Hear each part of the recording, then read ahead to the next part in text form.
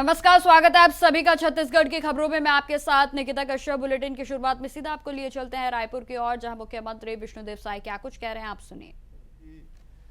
हमारे साहित्य अकादमी के अध्यक्ष श्री शशांक शर्मा जी, श्री पंकज झा जी, हमारे सलाहकार श्री सुशील त्रिवेदी जी, मंच के नीचे बैठे हमारे डॉक्टर राम प्रताप सिंह जी, श्री अमरजीत सिंह छाबड़ा जी, सुश्री मोना सेन जी, जनसंपर्क विभाग के सचिव रोहित यादव जी, सीपीआर रवि मित्तल जी, रायपुर के कलेक्टर गौरव सिंह, और इस साहित्य उत्सव में और इस शुभारंभ के अवसर पर पूरे देश और प्रदेश के प्रख्यात साहित्यकार, विचारक, लेखक और सभी साहित्य प्रेमी बंधुओं, मीडिया के मित्रों, मैं आप सबका सबसे पहले प्रभु श्री राम के ननिहाल रायपुर, छत्तीसगढ़ रायपुर की इस धरती में हृदय से स्वागत करता हूं, अभिनंदन करता हूं।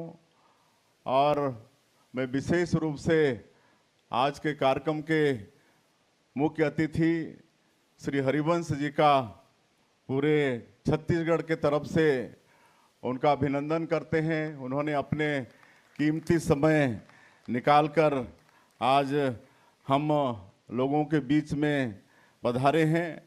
हम सब लोग आपको सुनने के लिए लालायित हैं। ये 3 दिनों तक रायपुर साहित्य उत्सव 2026 के रूप में साहित्य का महाकुंभ सजेगा। इस उत्सव में भाग लेने प्रदेश एवं देश के विभिन्न राज्यों से 120 ख्याति प्राप्त साहित्यकार हिस्सा लेंगे। आयोजन के दौरान कुल 42 साहित्य सत्रों का आयोजन होगा, जिसमें समकालीन सामाजिक, सांस्कृतिक, राजनीतिक विषयों पर गहन विमर्श किया जाएगा। यह गणतंत्र का अमृत काल भी है और हमारे राज्य की स्थापना का रजत जयंती वर्ष भी है। मैं आप सब लोगों को उसकी भी शुभकामनाएं देना चाहूँगा।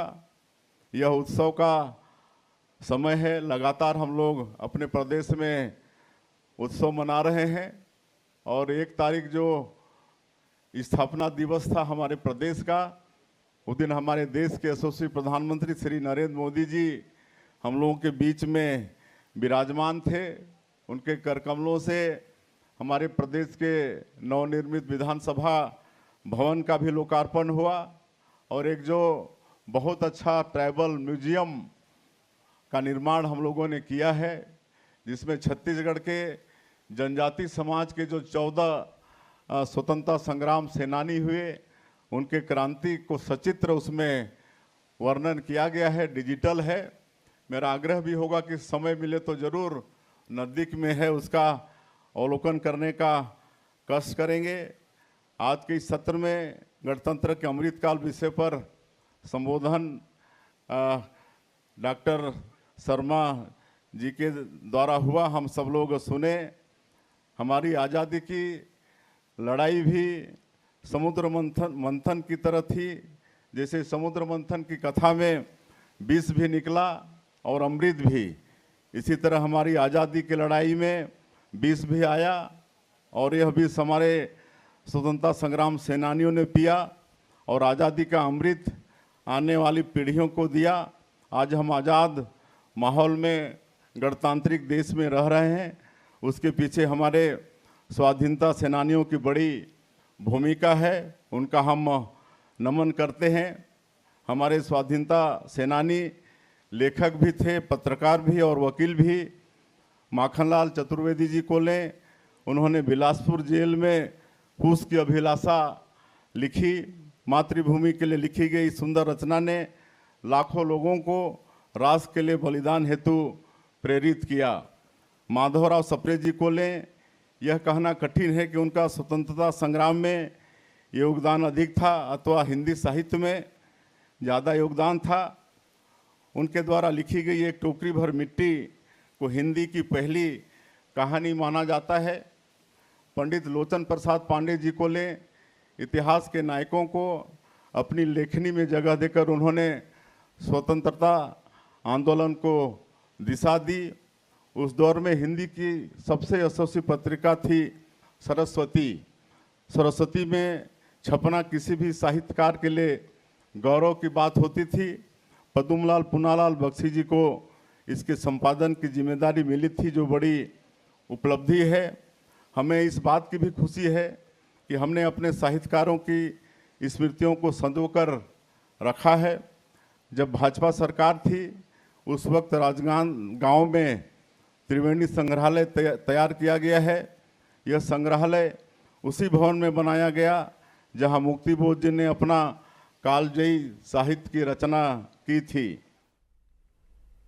खबरों में आगे बढ़ते हैं। खबर राजधानी रायपुर से ही है, जहां आपको बता दें कि मुख्यमंत्री निवास कार्यालय पर मुख्यमंत्री विष्णुदेव साय से राज्यसभा के उपसभापति हरिवंश ने सौजन्य मुलाकात की और इस दौरान मुख्यमंत्री विष्णुदेव साय ने हरिवंश को शूल एवं प्रतीक चिन्ह देकर सम्मानित किया। तो वहीं बताते चले कि मुलाकात सौहार्दपूर्ण वातावरण में संपन्न हुई और जिसमें कि विभिन्न समसामयिक विषयों पर चर्चा की गई। तो वहीं इस अवसर पर मुख्यमंत्री ने मीडिया सलाहकार पंकज झा भी इस दौरान जो है वो मौजूद रहे। उल्लेखनीय है कि आपको बता दें कि राज्यसभा के उपसभापति हरिवंश आज पुरखोती मुक्तांगन में भी आयोजित रायपुर के साहित्य उत्सव में मुख्य अतिथि के रूप पर शामिल होंगे और जहां आपको बता दें कि साहित्य एवं संस्कृति से जुड़े विभिन्न कार्यक्रमों में आज उनकी सहभागिता रहेगी।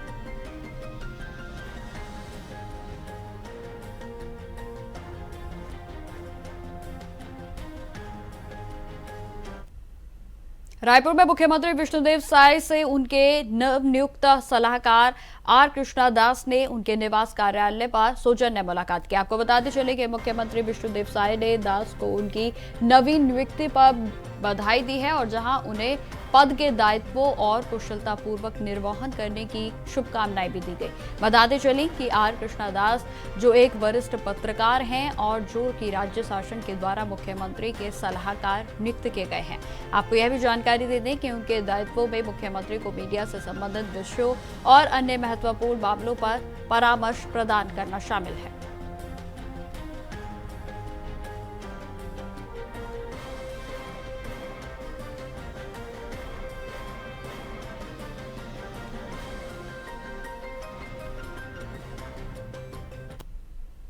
प्रदेश के उप मुख्यमंत्री विजय शर्मा और वन मंत्री केदार कश्यप ने नारायणपुर में नियद नीलानार योजना के अंतर्गत विकास के कार्यों की समीक्षा की। आपको बता दें कि उन्होंने गांवों तक राशन पहुंचाने, नक्सल पीड़ित परिवारों को नियुक्ति पत्र देने, तो वहीं माओवादियों को पुनर्वास के तहत 9.50 लाख रुपए की प्रोत्साहन राशि वितरित करने के निर्देश दिए हैं। जहां आपको जानकारी देते चले कि उप मुख्यमंत्री से पंचायत प्रतिनिधियों से संवाद कर गांवों में सरकारी योजनाओं को पहुंचाने के लिए अपील भी की गई। तो वहीं आवास निर्माण की प्रगति पर भी उनकी ओर से समीक्षा की गई है।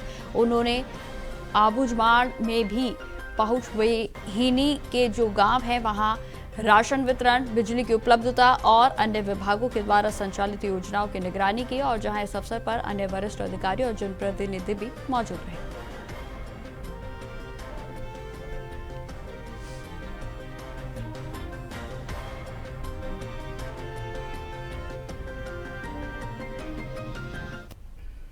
अब खबर रायपुर से है, जहां गणतंत्र दिवस पर कर्तव्य पथ पर छत्तीसगढ़ की झांकी इस वर्ष एक प्रमुख आकर्षण का केंद्र बनेगी। जी हां, आपको बता दें कि स्वतंत्रता का मंत्र वंदे मातरम थीम पर आधारित यह झांकी जनजातीय वीर नायकों को समर्पित देश के पहले डिजिटल संग्रहालय में गौरवा गाथा को प्रस्तुत करेगी। जहां आपको बताते चलें कि झांकी में वर्ष 1910 में भूमकाल विद्रोहों में नायक वीर गुंडाधुर और छत्तीसगढ़ के प्रथम शहीद वीर नारायण सिंह की गाथाएं जो प्रदर्शित हैं वो की जाएंगी। जहां आपको बताते चलें कि इन वीरों ने ब्रिटिश शासन में उनके खिलाफ संघर्ष किया था और जहां स्वतंत्रता की दिशा में महत्वपूर्ण भूमिका इन्होंने निभाई। जहां आपको बताते चले कि नवा रायपुर में अटल नगर में स्थित जनजातीय डिजिटल संग्रहालय में देश के 14 प्रमुख जनजातीय स्वतंत्रता आंदोलनों को डिजिटल रूप से संरक्षित किया गया है।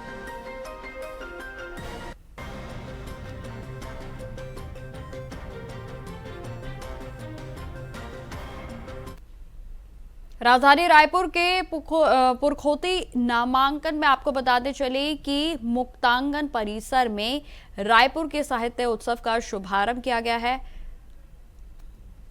और जहां कार्यक्रम में राज्यसभा के जो सभापति हैं हरिवंश मुख्य अतिथि के रूप में उपस्थित रहेंगे। जब आपको बताते चले कि मुख्यमंत्री विष्णुदेव साय ने कार्यक्रम की अध्यक्षता की।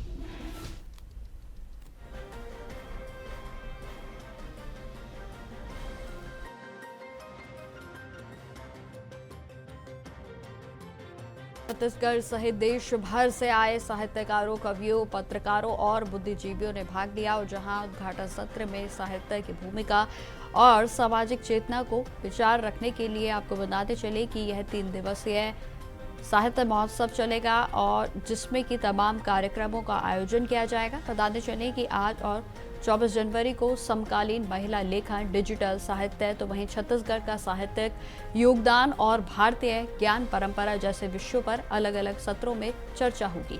तो वहीं यह भी जानकारी देते चलें कि सांस्कृतिक संध्या में प्रसिद्ध अभिनेता मनोज जोशी के द्वारा प्रस्तुत चाणक्य नाटक आकर्षण का केंद्र रहेगा।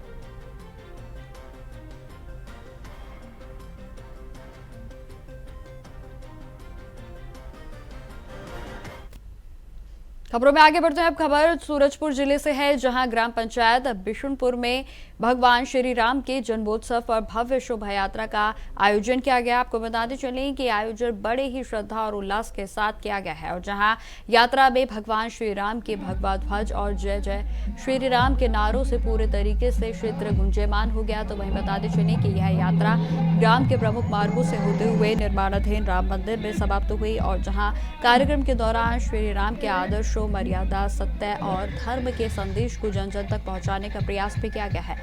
तो वहीं इस आयोजन में ग्राम पंचायत के सरपंच, जनप्रतिनिधि, सामाजिक कार्यकर्ता, युवा वर्ग, तो वहीं मातृशक्ति की सक्रिय भागीदारी नजर आई।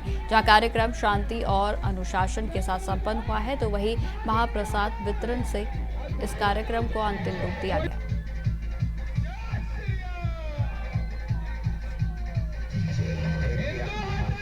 तो आपको बताते चले कि भगवान श्री राम के जन्मोत्सव पर बड़ी यात्रा का आयोजन किया गया, जहां शोभा यात्रा में बड़ी संख्या में श्रद्धालुओं ने भागीदारी को दर्ज कराया, जिसमें कि आपको बताते चले कि खासतौर पर युवा जो है वो इस रैली में नजर आए। जहां आपको बता दें कि सूरजपुर के मुख्य मार्गों से होते हुए इस भव्य रैली को निकाला गया और जहां पूरे क्षेत्र में भक्तिमय माहौल हो गया। तो वहीं आपको यह भी जानकारी देते चले कि भगवान जय जय श्री राम के नारों से पूरे तरीके से क्षेत्र गुंजयमान हो गया। जहां आपको बता दें कि भगवान श्री राम जन्मोत्सव पर इस जो रैली है उसका आयोजन किया गया था और जिसमें लोगों के द्वारा अपनी भागीदारी को दर्ज कराया गया। तो वहीं आपको बताते चले कि खासतौर पर युवाओं ने इस यात्रा में बढ़ चढ़कर हिस्सा लिया।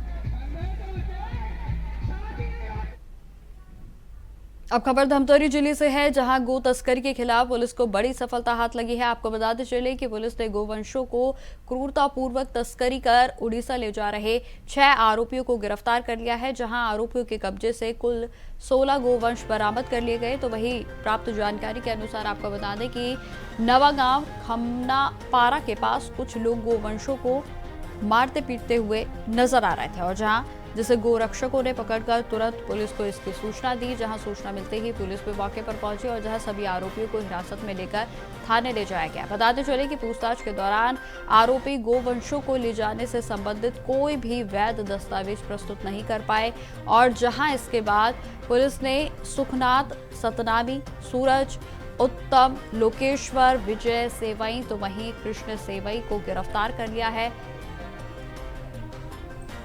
तो वहीं पशु क्रूरता अधिनियम की धाराओं के तहत मामले को दर्ज करते हुए न्यायिक हिरासत पर जेल भेज दिया है।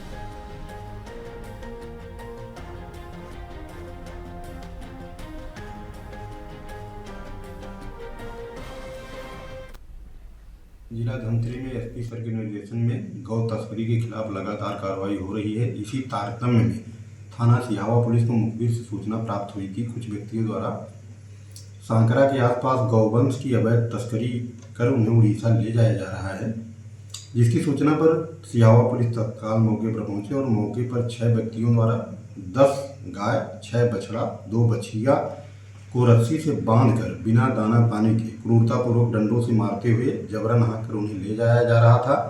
पुलिस द्वारा आरोपियों से उनका नाम पता पूछा गया और आरोपियों के पास गौवंश की खरीदी, बिक्री अथवा परिवहन से संबंधित कोई वैध दस्तावेज न होने से तथा यह स्वीकार करने से कि उक्त पशुओं को रायघर उड़ीसा पशु बाजार में विक्रय हेतु ले जाया जा रहा है, आरोपियों का उक्त कृत्य आपराधिक होने थे थाना सिहावा में धारा 4, 6, 10 छत्तीसगढ़ कृषक पशु परिरक्षण अधिनियम 2004 के तहत अपराध कायम कर विवेचना में लिया गया और 6 आरोपियों को गिरफ्तार कर विधिवत न्यायिक रिमांड पर भेजा गया। मामले में जांच जारी। तो फिलहाल मेरे साथ इस बुलेटिन में इतना ही। देश दुनिया की तमाम खबरों की जानकारी के लिए बने रहे हमारे साथ। नमस्कार।